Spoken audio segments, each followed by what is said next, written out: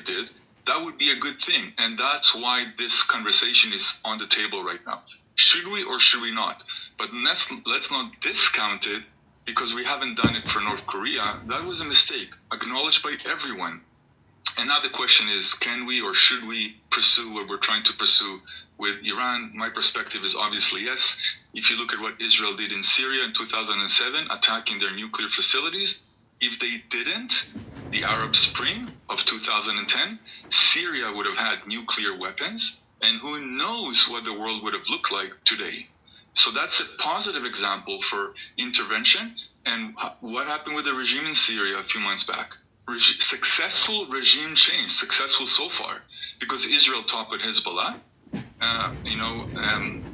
The Syrian regime lost their proxy, Iran as well, and it was toppled, and hopefully now we have a friendlier regime there. Not great, it's Syria, it's ISIS, but friendlier to the US and even to Israel.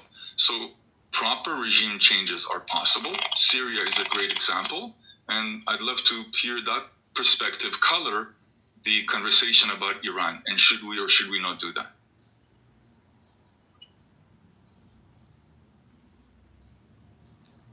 Okay, can I jump in here, please? Go ahead, Uncle. That's my favorite. Yeah, this talk of regime change, I keep hearing it every time, and I'm asking myself, like, another one? Regime change in Afghanistan, how did that go? Where are we today? And Iraq. Regime change. In 800 feet, take exit 85 for I-75 north toward Marietta, Chattanooga. I'm on I-75 north, but Iraq. Take exit 85. Okay, wait, let me shut the GPS so it keeps interrupting me every time. But again, regime change in where I said Afghanistan, how did that go? So what, if it didn't succeed in Afghanistan, it won't I succeed in did Iran? not interrupt you, sir. I did not interrupt you, sir. Please, do you mind? No, so what? So what? I didn't interrupt Okay, it didn't work in Afghanistan, so... Oh my God. You see, this is my problem. Why don't you just keep quiet and let me finish? Answer my question. When I finish, Hold go up, ahead. Swifty. You about to take a swift one outside of here, so chill out. Okay.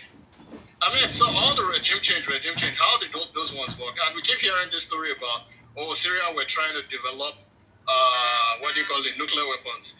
Iran has, according to what we've been hearing, Iran has been 2 weeks from developing nuclear weapons since like 2011 or 2020 or 2012, or close to like 10, 20 years now. They've been 2 weeks away from developing nuclear weapons, and they still have not had nuclear weapons. So, I mean, all these stories every time, let's slow down on these stories and let's just be factual and tell the truth.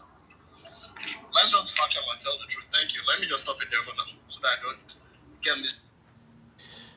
So, Uncle, because it didn't work in Afghanistan, it means that it won't work in Iran? Are they same countries? Are they same people, Uncle? Okay, yes, in Iran. Okay, let's talk about Iran. Let's talk about Iran now. Let's focus on Iran. Yeah, okay, let's focus on Iran right now. So, where did the beef between Iran and US start? Again, what? I'm asking you, the beef between Iran and US, when did it start? The what? The beef, the fight, or the disagreement, or the 1979, when they took our embassy. Nah, he don't know what beef means. Okay. Let's stop there.